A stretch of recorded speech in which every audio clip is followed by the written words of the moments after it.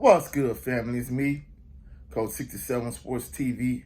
Shout out to the awesome, phenomenal, and amazing LDBC, Lions Den Boxing community.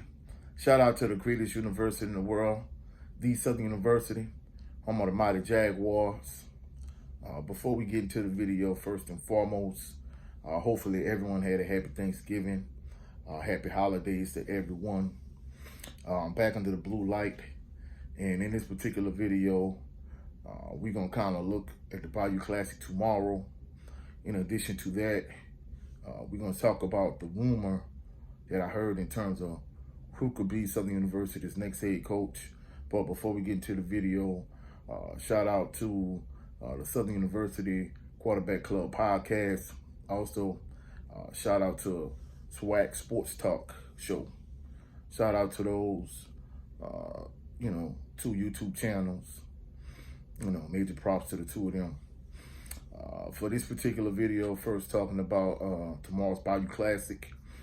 Of course, every time I think of Thanksgiving, I think of spending time with my family more so than the actual holiday itself.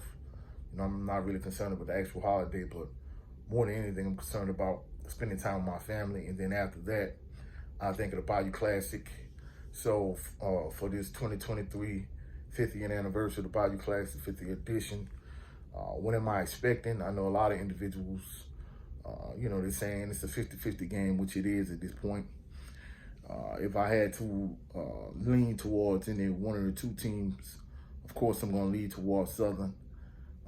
Even though I'm not saying Grambling can't win the game, I don't see it playing out that way because of what I saw last year. As much success as Grambling had running the ball with Floyd Chalk IV and their stable of running backs, more than anything, I think Coach Hugh Jackson, I think he's an excellent NFL offensive coordinator. I think he's a decent NFL coach. However, on the SWAC level, I think he's unproven.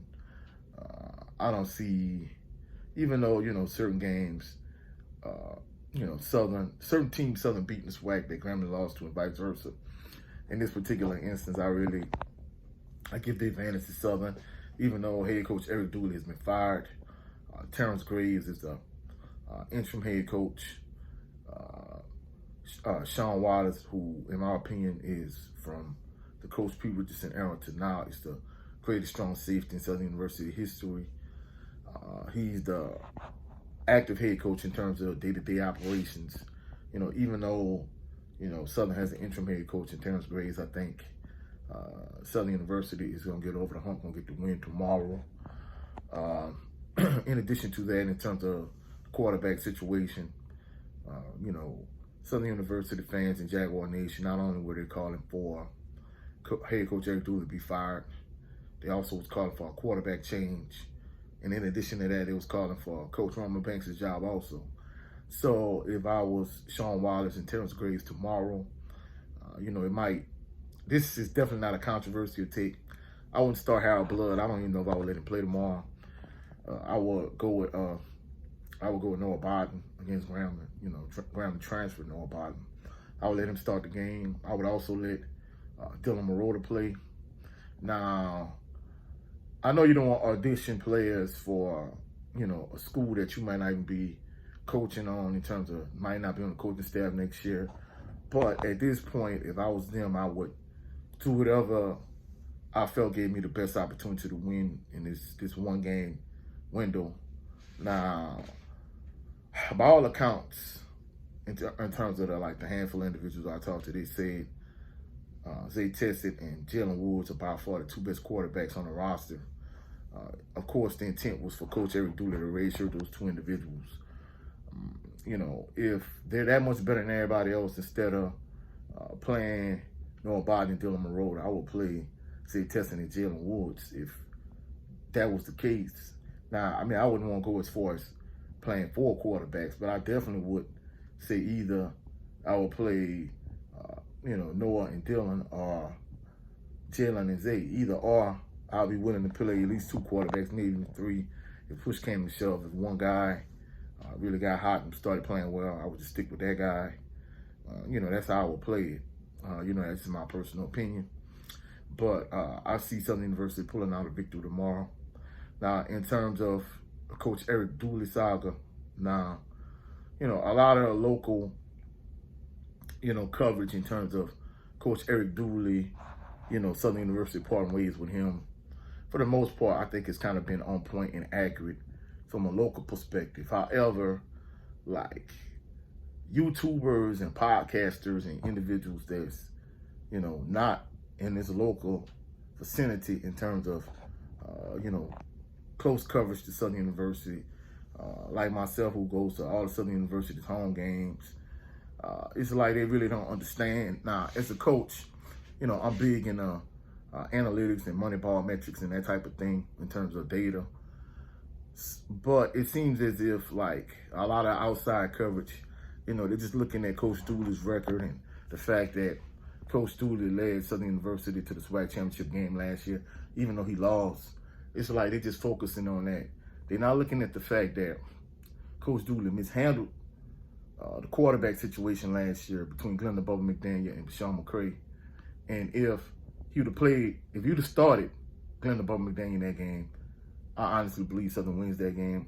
In addition to that, they didn't see the amount of talent Southern had on the offensive end in terms of the offensive side of the ball, yet Southern's offense was anemic. And that's just kind of being, I'm not going to say honest, I'm saying that's an understatement. If I say Southern University's offense was anemic this season, that would be an understatement. So I don't like the narrative that's been spun and, the messaging out there that saying Coach Dooley should have came back again another year. Jaguar Nation was tired of him. It wasn't an emotional, irrational decision, but more so a necessary decision to push the athletic program in the right direction. Now, it's imperative that athletic director Roma Banks and administration get this next hire right. I mean, more so than having tied to Southern University, being a SWAC coach or anything like that, administration needs to get this right.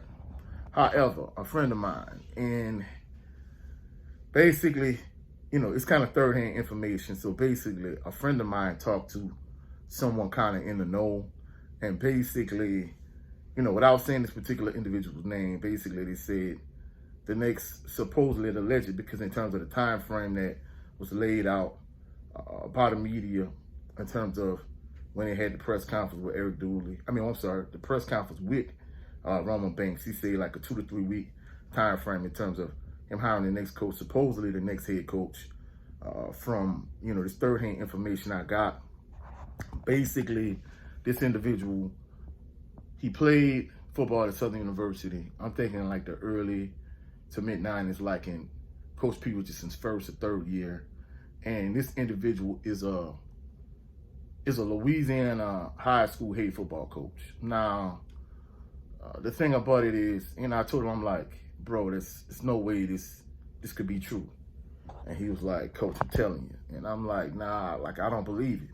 So, it wasn't the fact that I thought he was lying, but in terms of the magnitude of the situation, the fact that administration needs to get this right, there's no way that they would make a mistake of that magnitude in terms of the next hire. You saw how things went with Eric Dooley. You saw how things went with Jason Rollins. There's no way administration could fumble this situation if that was the direction they're going in. So more than anything, I hope this was misinformation because I'm in this group chat with some of the brothers, and basically they were saying more than anything, I hope this is a rumor, because there's no time for experiments, one, and two, there's no time for backdoor politics and, hey, you wash my hand, I'm gonna wash your hand. This coach could potentially be an excellent coach. Even if this coach is the greatest high school coach ever, Jaguar Nation and Southern University fans would not be content with, even if this individual does have ties to Southern University, even if this individual did play for Pete Richardson and won a SWAC championship or whatever the case may be, Jaguar Nation would not be content with a high school football coach. And I'm almost certain season ticket sales for next season will suffer as a result of it. So hopefully this is a rumor. in terms of the individuals that, I will be a proponent of, becoming the next head coach at Southern. Chennis Berry and Trey Oliver will be on my short list, but there's rumored like a Louisiana high school football coach that played for Coach Richardson. Hopefully that's false. I mean, and even if it was a high school head football coach, the only like high school coach that I wouldn't completely buy into this individual, because that's one thing, these narratives have been putting out. Southern University fans initially bought into Eric Dooley. I never bought into Eric Dooley, and most of the individuals I know was never sold on Eric Dooley. So, but in terms of this next head coach, if it's a high school coach, there's no way the fan base would buy a high school coach being the head football coach at Southern, even if he did play for Coach P. Richardson. The only individual I would a little bit buy is Eric Randall, and even with that being said, I think if he was going to be the head coach eventually at some point Southern, when Coach P. Richardson needed another offensive coordinator, instead of hiring David Oliver, if he'd have hired Eric Randall, I think that would have been a better hire, because I was never impressed with David Oliver as an offensive coordinator. And I think even at this point, I don't think Eric Randall would take the head coaching job at Southern at this point. That's just my personal opinion. I could be wrong, but a high school coach, definitely Jaguar Nation would rebel against that.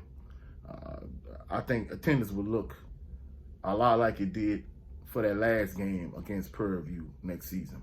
But that's it for this video. Hopefully y'all saw some value in this video. If you like the video, please like the video, share the video, comment in the comment section, subscribe to the channel. Also click the notification bell so you can be alerted anytime I post any new videos. I'm trying to get to 1,000 subscribers before Christmas, so please subscribe to the channel. Also check out my brother Jared Loving Green on his channel, Southern Baller Show, on Sundays at 7 p.m. Central Standard Time. Also check out the brother Brent Fox. Check out those two channels. Also check out one of our panelists, co-hosts for Bayou Sports Talk, King Ray. Check him out on Ray Swing 225. And also check out Nate and Nate. Check out her channel also. She was a guest host on Bayou Sports Talk. That's it for this video. I'll catch y'all with my post-game reaction after the Bayou Classic tomorrow. Y'all have a blessed and phenomenal evening. Peace and blessings.